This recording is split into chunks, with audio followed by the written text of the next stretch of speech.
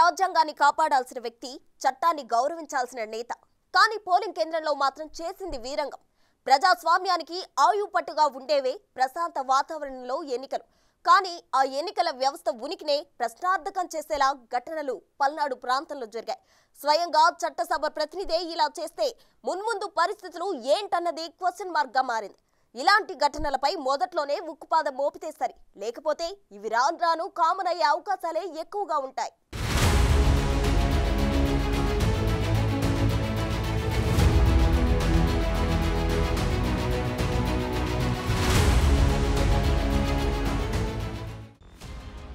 ఎన్నికలు జరిగే సమయంలో ఎన్నికల సంఘానికి విశేష అధికారాలొస్తాయి. మొత్తం అంతా ఈసీ చేతుల్లోనే ఉంటుంది.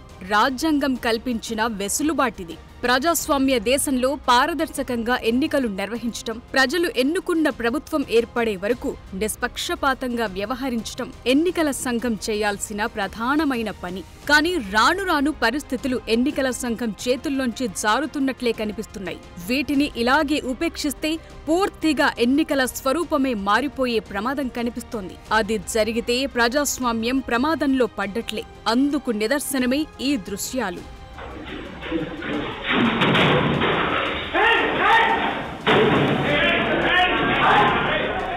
ఎన్నికలు ప్రశాంతంగా జరగాలంటే నేతలు, ఎన్నికల అధికారులు, పోలీసులు, చివరకు ప్రజలు అంతా బాధ్యతగా వ్యవహరించాలి. ఇందులో ఏ ఒక్కరు గీత దాటినా కథ మారిపోతుంది. అందుకు నిదర్శనం ఏపీలో పోలింగ్ రోజు, ఆ తరువాత జరిగిన ఘటనలే. ఎక్కడా రీపోలింగ్ అవసరం రాలేదని రాష్ట్ర సీఈఓ ప్రకటించారు. చెదురుమదురు ఘటనలు జరిగాయన్నారు.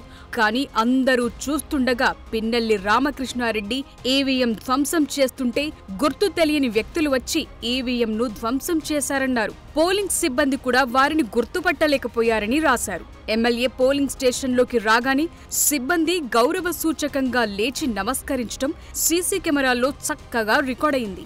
కానీ 4 దఫాలుగా ఎమ్మెల్యేగా పనిచేస్తోన్న పిన్నెల్లిని పోలింగ్ సిబ్బంది ఎవరూ గుర్తుపట్టలేదన్నారు. సో మొత్తం ఎపిసోడ్ చూస్తుంటే 4 సార్లు ఎమ్మెల్యేగా పనిచేసిన వ్యక్తిని చూసి పోలింగ్ సిబ్బంది ఎంతగా భయపడ్డారో ఇట్టే అర్థమవుతోంది. ఎమ్మెల్యే ఈవీఎంను ధ్వంసం చేయటం, టీడీపీ ఏజెంటును బెదిరించడం వంటివన్నీ పోలింగ్ సిబ్బందిలో ఒకరు సెల్ ఫోన్లో వీడియో తీయటం కూడా సీసీ కెమెరాలో రికార్డ్ అయింది. దాని ఆధారంగానైనా పిన్నెల్లిపై కేసు పెట్టొచ్చు. కానీ అలా జరగలేదు. అదే విచిత్రం.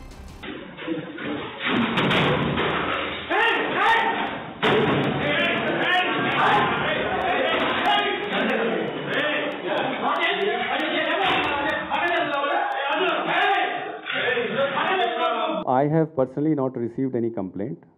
However, I have seen it in the newspaper. News lo chusamadi. As of now, I have not received any request for repoll. Prati constituency lo observers దీని సంబంధించి 17A scrutiny అంటాం దీన్ని. Those observers along with the RO will go through all the documents ఎక్కడెక్కడ complaint వచ్చినాయి. వాళ్ళు decide చేసిన తర్వాత ఫైనల్గా రీపోల్ గురించి మనకు తెలుస్తుంది. 17A రిజిస్టర్లో ఎంతమంది పోల్ చేశారు, బ్యాలెట్ యూట్లో ఎన్ని పోల్స్ ఉన్నాయి, అది టాలీ అయితే we go ahead, we put another machine, కొత్త మెషిన్ అక్కడ పెడతాము. కొత్త మెషిన్ తర్వాత కంటిన్యూ చేస్తాము. కౌంటింగ్ టైంలో పాత మెషిన్, కొత్త మెషిన్ కలిపేసి ఫైనల్ ఫిగర్ అరైవ్ అయ్యి దీని ద్వారా కౌంటింగ్ చేయడం జరుగుతుంది. మాచర్ల సెగ్మెంట్ రెంటచింతల మండలం పాల్వాయి గేట్ పోలింగ్ కేంద్రంలో 2 బూత్లున్నాయి. 1464 మంది ఓటర్లున్నారు. మాచర్ల పరిధిలోని సమస్యాత్మక పోలింగ్ కేంద్రాల్లో ఇది ఒకటి. కానీ పోలింగ్ రోజున అక్కడున్నది కేవలం 2 కానిస్టేబుళ్లు. ఎమ్మెల్యే వచ్చి ఈవీఎం పగలగొట్టినా టీడీపీ శ్రేణులు, వైసీపీ కార్యకర్తలు రాళ్లు రువ్వుకున్నా ఆ 2 కానిస్టేబుళ్లు చేసింది, చేయగలిగిందేవీ లేదు. పల్నాడు జిల్లాలో సమస్యాత్మక ప్రాంతాలు ఎక్కువగా ఉన్నాయని, 34 కంపెనీల బలగాలు కావాలని జిల్లా అధికారులు కోరితే 19 కంపెనీల్ని మాత్రమే ఇచ్చి సర్దుకోమన్నారు. పోలింగ్ రోజున ఎమ్మెల్యే అరాచకాలకు అడ్డు అదుపు లేకుండా పోవటానికి అది ఒక కారణమంటున్నాయి విపక్షాలు. పల్నాడులో ఎన్నికల సంఘం పోలింగ్ నిర్వహించాల్సిన తీరు ఇదేనా అన్న ప్రశ్నలు కూడా వస్తున్నాయి. కొత్తగా వచ్చిన పల్నాడు ఎస్పీ బిందు మాధవ్ ఆదేశాల్ని ఆయన కింద పనిచేసే అధికారులెవరూ పాటించలేదా? ఎస్పీ తీసుకుంటున్న నిర్ణయాల్ని ఎప్పటికప్పుడు ఎమ్మెల్యేకు ఎవరు చేరవేశారు? కింది స్థాయి అధికారులు, సిబ్బంది నిర్వాకానికి చివరకు ఎస్పీ బిందు మాధవ్ కూడా బలయ్యారా అన్న ప్రశ్నలు తెరపైకొస్తున్నాయి.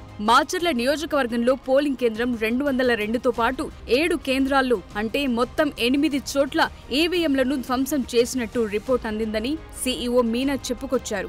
ఈవీఎంల ధ్వంసానికి సంబంధించిన అన్ని వీడియో ఫుటేజీలను ఇన్ని రోజులకు సేకరించారు. అయితే పోలింగ్ ఆలస్యమైందని, ఈవీఎంలలోని చిప్లలో అప్పటి వరకు వేసిన ఓట్ల లెక్క భద్రంగానే ఉందన్న సీఈఓ ఓ ఎమ్మెల్యేని ఈవీఎం ధ్వంసం చేశారన్న విషయాన్ని మాత్రం అప్పట్లో చెప్పలేకపోయారు. సీఈఓకు సిబ్బంది చెప్పలేదా? ఏం జరిగిందన్నది కీలకంగా మారింది. అస్సలు పాయింట్ ఏంటంటే వీడియో బయటపడ్డ తరువాతి ఎమ్మెల్యే అరెస్టు సంగతి మాట్లాడటం, సివియర్ సెక్షన్లు పెట్టి చర్యలకు సిద్ధమవ్వటం. 8 పోలింగ్ స్టేషన్స్లో ఈ మాచర్ల కాన్స్టిట్యున్సీలో there was damage to the machines. కానీ because machine-లో most important part is the chip where data is stored. All these machines were checked by the Bell engineers, and Bell engineers said that all these 8 chips which are there in the machines are intact, data can be retrieved. So there was a gap of 2-3 hours in some places, gap of 1 or 2 hours in some places, and then polling was restarted. Although there were incidents which meant to damage the machine, but all these 8 places, machine was replaced and polling again started.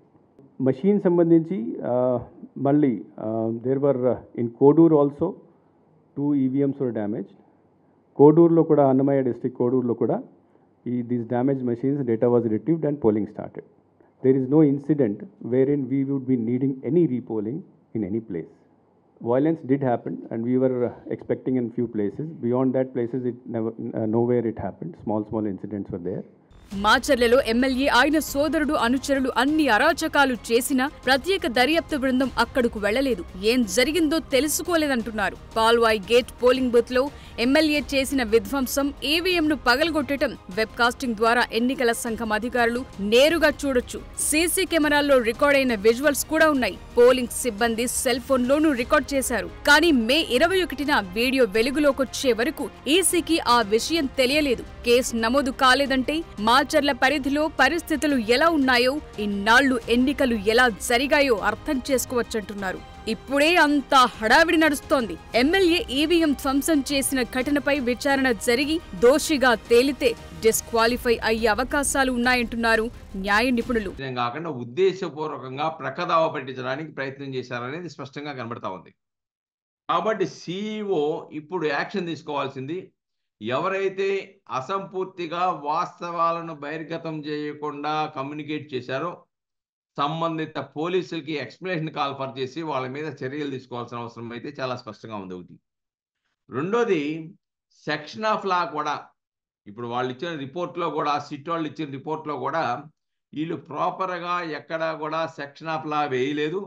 మీరు మెమోలు వేసి section of లాని ప్రాపర్గా వేయండి అని చెప్పేసి ఆదేశించాలనే పరిస్థితి వచ్చిందంటే పోలీసులు ఎంత నిర్లక్ష్యంగానో వన్ సైడెడ్గా యాక్ట్ చేశారో చాలా స్పష్టంగా మనకు అర్థమవుతా ఉంది.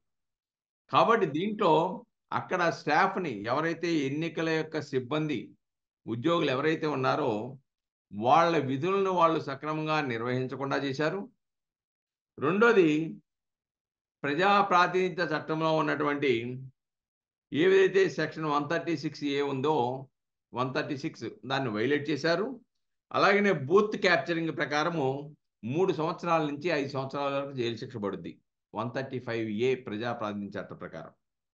అంతేకాకుండా అధికారుల యొక్క విధుల్ని ప్రక్కదోవ పట్టించారు. అది ఆదేశాలను ధిక్కరించారు 188. అంతకన్నా వీటన్నిటికన్నా ఇంకా ప్రమాదకరమైన ఏంటంటే కోడ్ ఆఫ్ కాండక్ట్ని ధిక్కరించినారు. కాబట్టి డైరెక్ట్గా ఎన్నికల కమిషను సిఇఓ ఇమ్మీడియట్గా ఎమ్మెల్యేకి నోటీస్ ఇచ్చి ఎక్స్ప్లెనేషన్ కాల్ఫర్ చేసి వైలేషన్ మీద ఇమ్మీడియట్గా అతన్ని డిస్క్వాలిఫై చేయవలసిన అవసరం ఉంది. ఎమ్మెల్యే వీడియో వెలుగులోకొచ్చాక ఎన్నికల సంఘం హడావిడిగా దిద్దుబాటు చర్యలు చేపట్టడం, కేసు నమోదు చేయమని ఆదేశాలు జారీ చేయటం ఇవన్నీ జరిగాయి. ఆ వీడియో బయటకు రాకపోతే ఎన్నికల సంఘం, పోలీసులు, పోలింగ్ సిబ్బంది ఇలా అందరికీ మాచర్లలో పాల్వాయి గేట్ గ్రామంలో ఏం జరిగిందో ఏమీ తెలియదన్నట్లే. నిజానికి అంబటి రాంబాబు వంటి వారు పల్నాడు హింసాత్మక ఘటనలపై రియాక్ట్ అయిన సమయంలో వెబ్ కాస్టింగ్ కెమెరా ఫుటేజ్ ను బయటపెట్టొచ్చు కదా అని ప్రశ్నించారు. సీన్ కట్ చేస్తే ఇప్పటి వీడియోపై ఆయన రియాక్షన్ ఏంటన్నది కీలకంగా మారింది. బూత్ క్యాప్చరింగ్లు, ఈవీఎంల మీద దాడులు ఇంత పెద్ద ఎత్తున ఈ మధ్యకాలంలో జరిగిన ఏ ఎన్నికల్లోనూ జరగలేదని, దానివల్ల తీవ్రమైన నష్టం ప్రజాస్వామ్యానికి కలిగిందని, ముఖ్యంగా ఇది జరగడానికి గల కారణం ఏమిటంటే మేము ఎక్స్ప్లెయిన్ చేసింది పోలీసు అధికారులు టోటల్లీ ఫెయిల్యూర్. ఆంధ్ర రాష్ట్రంలో ఎన్నికల నిర్వహణలో పోలీసులు కంప్లీట్ గా ఫెయిల్ అయ్యారు. మొత్తంగా పిన్నెల్లి చుట్టూ ఇప్పుడు ఉచ్చు బిగుసుకుంది. ఈవీఎం ధ్వంసం కేసులో నేరం నిరూపితమైతే 5 నుంచి 7 ఏళ్ల దాకా శిక్ష పడే అవకాశం ఉంటుందంటున్నారు. అదే జరిగితే ఒకవేళ గెలిచినా అనర్హత వేటు పడటం ఖాయమంటున్నారు.